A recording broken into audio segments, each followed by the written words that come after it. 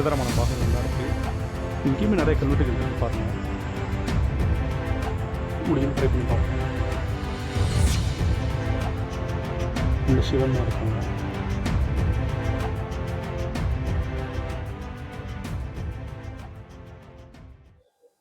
இன்றைக்கி நம்ம போக போகிற இடம் வந்து பார்த்திங்கன்னா ராஜேந்திர சோழனுடைய கோவில்னு சொல்லலாம், இல்லை பள்ளிப்படைன்னு சொல்லலாம். இது வந்து பார்த்திங்கன்னா காஞ்சிபுரத்துலேருந்து 30 கிலோமீட்டர் தொலைவில் இருக்குது. இந்த போகிற வழி பாருங்கள் எவ்வளோ வந்து இயற்கையாக பச்சை பசேல்னு. இந்த மாதிரி ஒரு இடத்த வந்து நான் எங்கேயுமே பார்த்ததில்ல. ரொம்ப வித்தியாசமாக இருக்குது.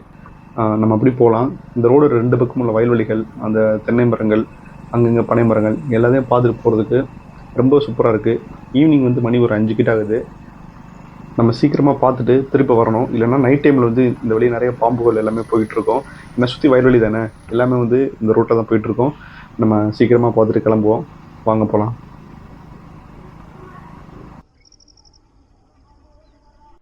இந்த என்ட்ரன்ஸ் இப்படி தான் இருக்கும். பார்த்தீங்கன்னா நம்ம வந்து காரில் வரலாம், பைக்கில் வரலாம். ஸோ நடந்து வந்தோம் அப்படின்னா உள்ளே போகலாம். இது வந்து கார் வந்து உள்ளே வர போகலாம், ஆனால் அந்த கேட் அந்த லாக்கில் இருக்குது. நம்ம அப்படி நடந்து முன்னாடி போய்கிட்டு இருக்கலாம். அங்கே பாருங்கள் தெரியுது அந்த ஒரு சின்ன கோபுரம் மாதிரியான அமைப்பு. அதுக்கு முன்னாடி வந்து ஒரு கோவில் மாதிரியான அமைப்பு. வாங்க போய் பார்க்கலாம். சுற்றி ஃபென்சிங் போட்டிருக்காங்க பாருங்கள், ஏஎஸ்ஐ போட்டிருக்கு. இது வந்து ஆர்கியாலஜிக்கல் சர்வே ஆஃப் இந்தியான்னு சொல்லிட்டு அவங்க வந்து பராமரிப்புக்குள்ள தான் இருக்குது. அந்த கோவிலை தவிர இந்த ஃபென்சிங் உள்ள வந்து பார்த்தீங்கன்னா இந்த நடக்கிற பாதை மீதி வந்து எல்லாமே வந்து பார்த்தீங்கன்னா புற்களாக தான் இருக்குது. கொஞ்சம் ஒரு சில இடத்துல வெட்டியிருக்காங்க, இன்னொரு இடத்துல பார்த்தீங்கன்னா அடர்ந்த புதர்களாக தான் இருக்குது. இந்த கோபுரத்துக்கு முன்னாடி கீழே அந்த நுழைவாயில் பார்த்தீங்கன்னா இங்கே பாருங்கள் கதவு இருந்திருக்கும். இங்கே மேலேயுமே பாருங்கள் அந்த இது தெரியுது. இங்கே ஒரு பெரிய கதவு இருந்திருக்கும். ஆனால் இப்போ இங்கே எதுவும் கதவு இப்போ எதுவும் பார்க்க முடியல.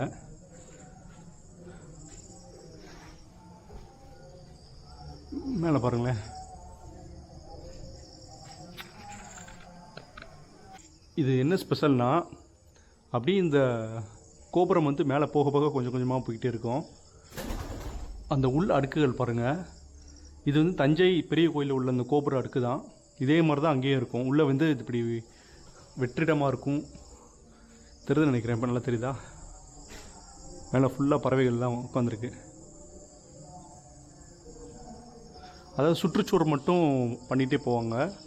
போக போக உள்ளே வந்து ஹாலோவாக இருக்கும்.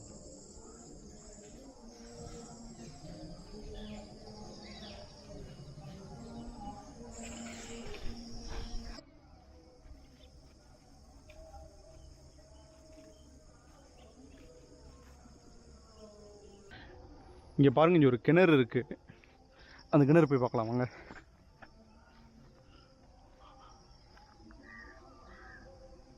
கிணத்துல தண்ணி எதுவுமே இல்லை, ஆழமும் இல்லை பெருசாக. இது மூடியிருப்பாங்கன்னு நினைக்கிறேன்.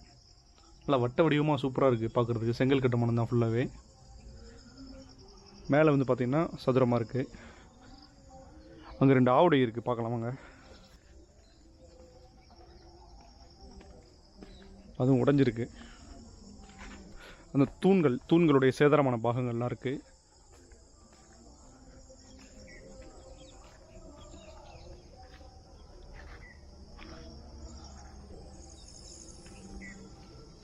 மற்றபடி இந்த இதை சுற்றி வந்து அந்த ஆர்கியாலஜிக்கல் சர்வே ஆஃப் இந்தியா வந்து ஃபுல்லாக ஃபென்சிங் பண்ணி வச்சுருக்காங்க. இடம் சூப்பராக பார்க்குறக்கு. சுற்றி வயல்வெளிகள் தான். இந்த இடத்த சுற்றியுமே வயல்வெளிகள் தான். ஈவினிங் ஒரு 6 மணிக்கு மேலெலாம் இங்கே வந்து பறவைகளோட சத்தம் தான் அதிகமாக கேட்குது. இங்கேருந்து பாருங்கள், சூப்பராக இருக்கும் பார்க்குறக்கு.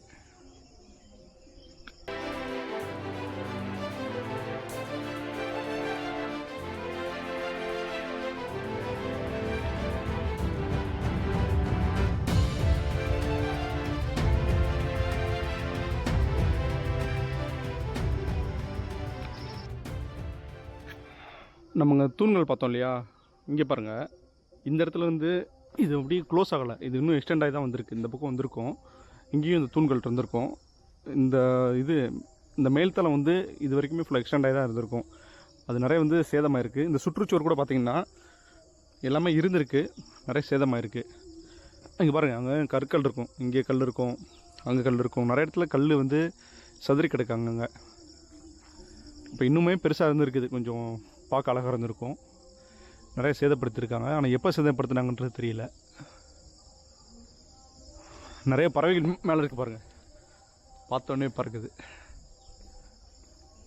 இந்த கோவிலை சுற்றி நிறைய கல்வெட்டுகள் நம்மளால் பார்க்க முடியுது. எக்கச்சக்கமான கல்வெட்டுகள் இருக்குது. நம்ம அப்புறம் பார்க்கலாம் அதை.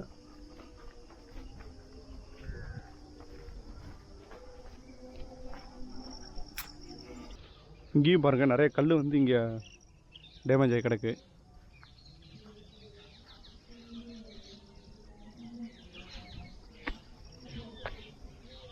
பார்த்திங்கன்னா இதுலேயே நம்மளுக்கு வித்தியாசம் தெரியும். இது வந்து ஃபுல்லாகவே கருங்கல்ல இருக்குது. இந்த கோபுரம் வந்து பார்த்திங்கன்னா இது ஃபுல்லாக வேறு கல் அதை பண்ணியிருக்காங்க, நல்லா தெரியும். இது வந்து ஃபுல் கருங்கல் கிடையாது. இது வந்து வேறு வகையான ஏதோ மண்கல் மாதிரி இருக்குது பார்க்குறதுக்கு. இது மண் மாதிரி தான் இருக்குது பார்க்குறதுக்கு. இது கருங்கல் கிடையாது. ஆனால் இங்கே வந்து ஒரு கருங்கல் தெரியும் பார்த்தீங்களா, கொஞ்சம் மிக்ஸ் பண்ணி வச்சுருக்காங்க. இது ஒன்று மட்டும் தான் கருங்கல், இது எல்லாமே வந்து இந்த மண்கல் மாதிரி தான் இருக்குது. அந்த கருங்கல் போர்ஷன் பார்த்தீங்க அப்படின்னா இது வந்து சோழர்கள் பீரியடில் கட்டினது. இந்த மண் மாதிரி இந்த கருவறை பார்த்தீங்கன்னா இது வந்து பார்த்தீங்கன்னா பல்லவர்கள் பீரியட்லேயே 7ஆம் நூற்றாண்டிலே கட்டினது. அப்போ வந்து அதோட கோவில் பேர் வந்து திருப்போந்தை ஆழ்வார் கோவில். இதுக்கப்புறம் இந்த சிவன் கோவில் பார்த்தீங்கன்னா சந்திரமௌலீஸ்வரர் கோவில்னு சொல்கிறாங்க. எக்கச்சக்கமான கல்வெட்டுகள் வந்து நம்மளால் பார்க்க முடியுதுங்க. நம்ம மாமல்லபுரம் போனோம்னா இந்த கடற்கரை கோயில், அங்குள்ள அவங்க பல்லவர்களுடைய கான்செப்ட் எப்படி இருக்கோ அதே மாதிரி தான் இந்த மண் கோவில் இந்த சாண்ட்ஸ்டோன் வச்சும் இருக்குது. இங்கே பாருங்கள், இங்கே வர தண்ணியெல்லாம் வந்து இது வழியாக போகும். இங்கேருந்து அந்த கிணறுக்கு வந்து போயிடும் கரெக்டாக. இது வந்து பார்த்திங்கன்னா ராஜேந்திர சோழனுடைய பள்ளிப்படையா இல்லைனா வந்து அவர் கடைசி காலத்தில் இங்கே வாழ்ந்ததுனால அவர் நினைவாக கட்டப்பட்டதான்னு சொல்லிட்டு தெளிவான தரவுகள் எதுவுமே கிடையாது. அவருடைய பள்ளிப்படை தான் இதுன்னு சொல்லிட்டு சில கூற்றுகள் சொல்கிறாங்க. இன்னொன்று வந்து அவர் வந்து கடைசி காலத்தில் வந்து தன்னுடைய இறப்பு வந்து இங்கே தான் நிகழ்ந்ததாகவும் அதனால அதோடைய நினைவாக வந்து இந்த பள்ளிப்படை வச்சுருக்காங்கன்னு சொல்லிட்டு சொல்கிறாங்க. உள்ள சிவன் இருக்காங்க. இப்போ கோயில் பூட்டி இருக்குது. இங்கே பார்த்தீங்கன்னா தெரியும், இங்கே ஏதோ ஒரு தொட்டி மாதிரி வச்சு ஃபுல்லாக கட்டிருக்காங்க பாருங்கள். இது சுற்றியும் இப்படி தான் இருக்குது. ஆனால் இதெல்லாம் பார்க்குறது தமிழ் எழுத்துக்கள் மாதிரியே தெரில எனக்கு.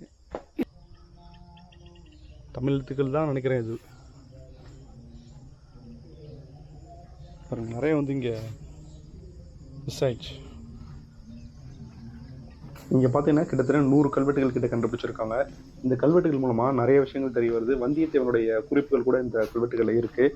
அதாவது 80வது வயசில் வந்து நம்ம ராஜேந்திர சோழன் வந்து இந்த கோவிலை பார்க்க வரும்பொழுது இங்கேயே இறந்துட்டதாகவும் அவரோட நினைவாக தான் இது கெட்டிருக்கதாகவும் இந்த கல்வெட்டுகள் மூலம் நம்மளுக்கு தெரிய வருது. அது போக இன்னும் நிறைய குறிப்புகள் இந்த கல்வெட்டுகள் மூலமாக இருக்குது. பல கல்வெட்டுகள் அங்கே வந்து பார்த்திங்கன்னா அழிஞ்சிருக்கு.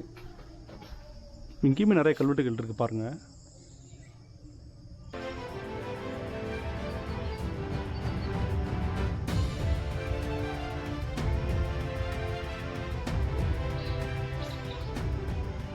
நம்ம உள்ளே போக முடியல, இங்கேருந்து தெரிதான்னு பார்ப்போம்.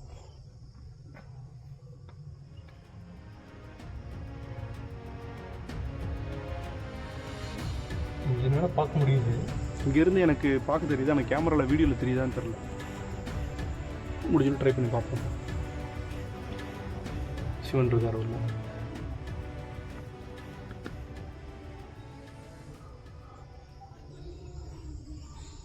ஒரே இருட்டாக இருக்கு உள்ள.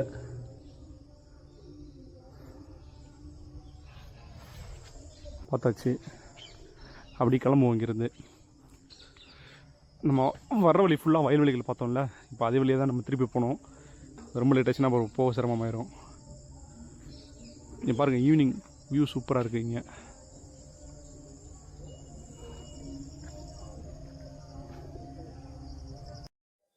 மக்கள் எல்லாருமே இங்கே உள்ளவங்களை என்ன நம்புறாங்கன்னா இது வந்து ராஜேந்திர சோழனுடைய கோயில் அப்படின்னு சொல்கிறாங்க. அவருடைய பள்ளிப்படை இதுவோ கூட இருக்கலாம்னு சொல்லிட்டு தான் நம்புகிறாங்க. நீங்கள் யோசிச்சு பாருங்கள், ராஜேந்திர சோழன் எவ்வளோ பெரிய மாமன்னன், அவருக்கே வந்து இவ்வளோ சின்ன இடம் தான்.